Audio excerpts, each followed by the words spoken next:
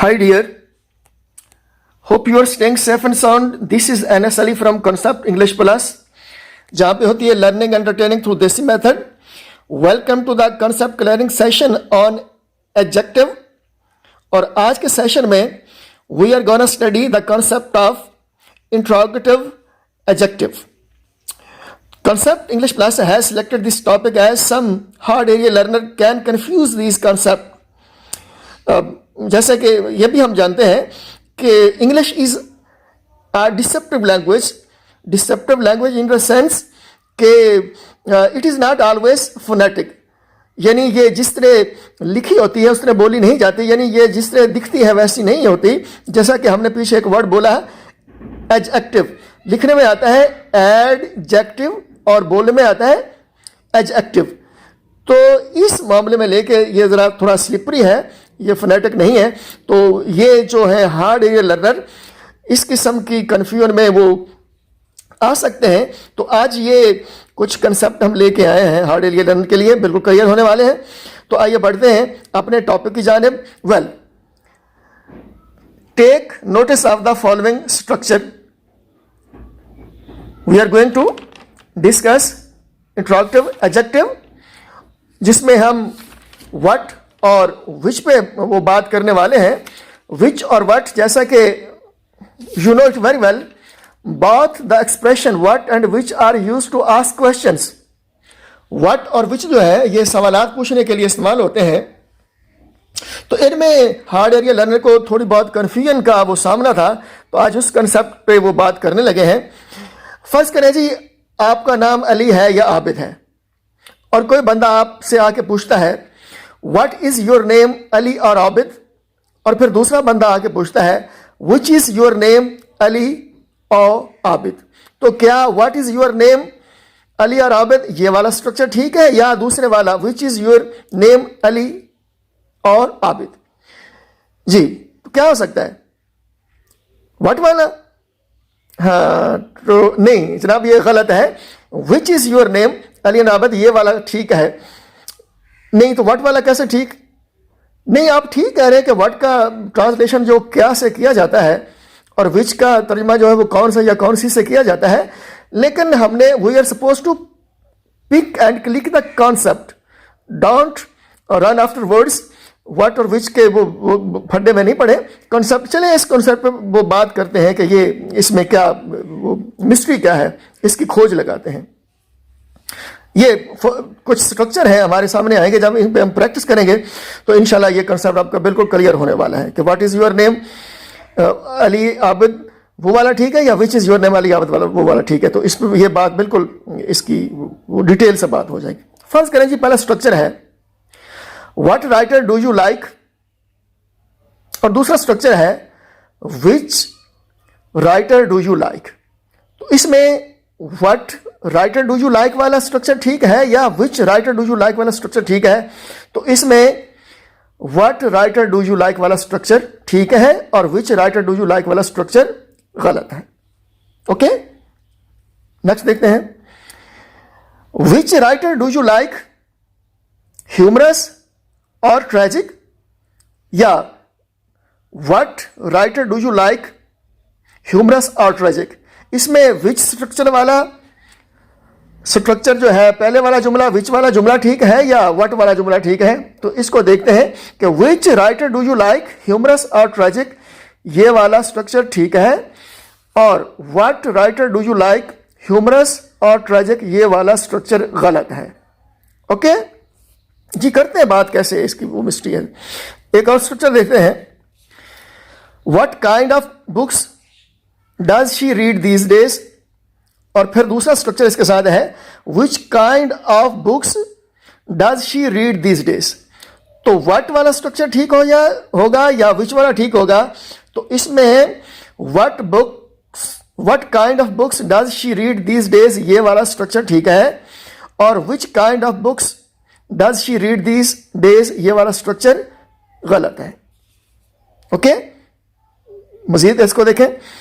Which kind of books does she read these days, Islamic और secular.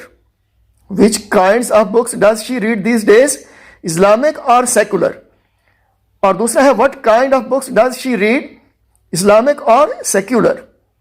तो इसमें which kind of books does she read these days, Islamic और secular, ये वाला structure ठीक है, और what kind of books does she read these days, Islamic और सेकुलर, ये वाला स्ट्रक्चर गलत है।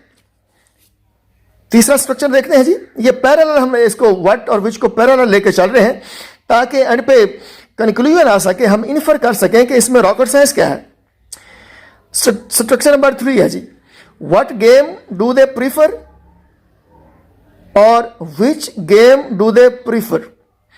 तो what game do they prefer ये वाला स्ट्रक्चर ठीक होगा, या which game do they prefer ये वाला स्ट्रक्चर ठीक होगा। वो कौन सी गेम पसंद करते हैं या किस किस्म की किताबें पढ़ते हैं, वो कौन सा वो राइटर आपको पसंद है, बला बला, ये कंसेप्ट हम पीछे वो लेकर आ रहे हैं। तो इसमें what game do they prefer ये वाला स्ट्रक्चर ठीक है, which game do they prefer ये वाला स्ट्रक्चर गलत है। और इसी के पैरेलल देखें, बिल्कुल इसी पैटर्न पे है, which game do they prefer cricket और hockey, what game do they prefer cricket और हॉकी। तो इसमें which game do they prefer cricket और हॉकी ये वाला स्ट्रक्चर ठीक है, what game do they like और प्रीफर क्रिकेट और हॉकी ये वाला स्ट्रक्चर गलत है। देख रहे हैं जी कि कहीं विच वाला ठीक हो रहा है, कहीं व्हाट वाला ठीक हो रहा है। तो इसमें ये क्या आखिर ऐसी साइंस है कि कहीं पे हम कह देते हैं कि विच वाला स्ट्रक्चर ठीक है, कहीं पे हम कह देते हैं व्हाट वाला स्ट्रक्चर है। बिल्कुल क्लियर होने वाला है। नेक्स्ट है जी, what dog is your favourite, और फिर स्ट्रक्चर दूसरा है वाला स्ट्रक्चर जो है वो विच डॉग इज योर फेवरेट। तो what dog is your favourite ये वाला स्ट्रक्चर ठीक है, which dog is your favourite ये वाला स्ट्रक्चर गलत है। अब आ जाए जी इसके पैरेलल पे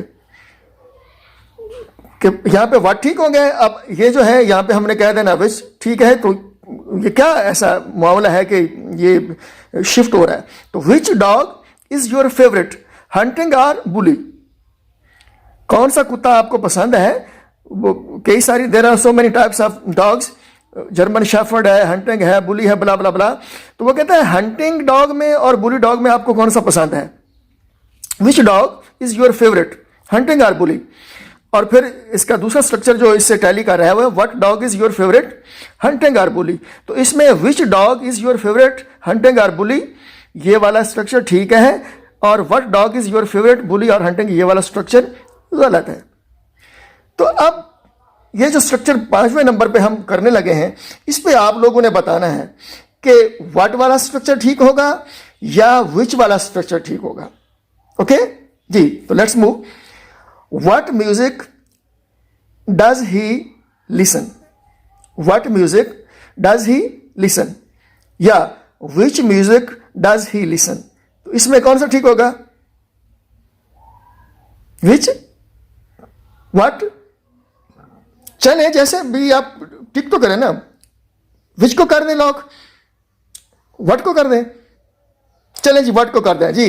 तो what music does he listen ये वाला ठीक है, विच म्यूजिक डज शी लिसन ये वाला गलत है। और इसके पैरेलल देखें, अब पैरेलल स्ट्रक्चर इसका देखें, which music does he listen, pop और classic, which music does he listen, pop और क्लासिक, कि वो कौन सा म्यूजिक वो सुनना पसंद करता है, पॉप म्यूजिक या क्लासिक। और दूसरा स्ट्रक्चर है what music does he listen, pop और क्लासिक। तो इसमें जनाब हमने ये देखना है कि विच वाला स्ट्रक्चर ठीक है या व्हाट वाला ठीक है। तो इसमें ये जो दोनों ऑप्शन है इसमें विच वाला स्ट्रक्चर ठीक है, व्हाट वाला गलत है। और इसके पैरेलल जो पीछे हमने पढ़ा उसमें व्हाट वाला ठीक था और विच वाला गलत था।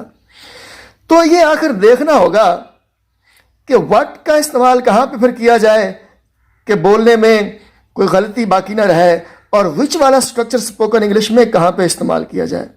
आखिर कोई एक थंब रूल होना चाहिए ना कि हार्ड एरिया लर्नर जो है may avoid such type of errors in spoken English, so there must be a thumb rule. So for sake of thumb rule we must keep in mind कि what और which दोनों जो है ये सवालात पूछने के लिए इस्तेमाल होते हैं, इन्हें इंट्रोगेटिव एडजेक्टिव कहते हैं। और दूसरी इसमें साइंस ये है कि अगर इन जनरल कोई बात पूछनी है अगर कोई बात इन जनरल पूछनी है, अगर हमारे पास मैनी ऑप्शंस हैं, काउंटलेस ऑप्शन हैं, उनमें से अगर किसी चॉइस के बारे में, किसी ऑप्शन के बारे में अगर पूछना है तो फिर इस्तेमाल होगा व्हाट। और अगर हमारे पास स्पेसिफिक लिमिटेड ऑप्शन है, उन स्पेसिफिक और लिमिटेड ऑप्शन में से कोई ऑप्शन लेना हो, चॉइस में से कोई चॉइस लेना हो लिमिटेड में से, तो हम इस्तेमाल करेंगे विच। ओके, तो what might be the thumb rule? Thumb rule is that if the choice is non limited, choice is in general, choice is countless or there are many choices, then we use what. And if there are limited choices, there are specific choices, then to ask about those limited choices we use which. So this was the difference between both of these expression. What is used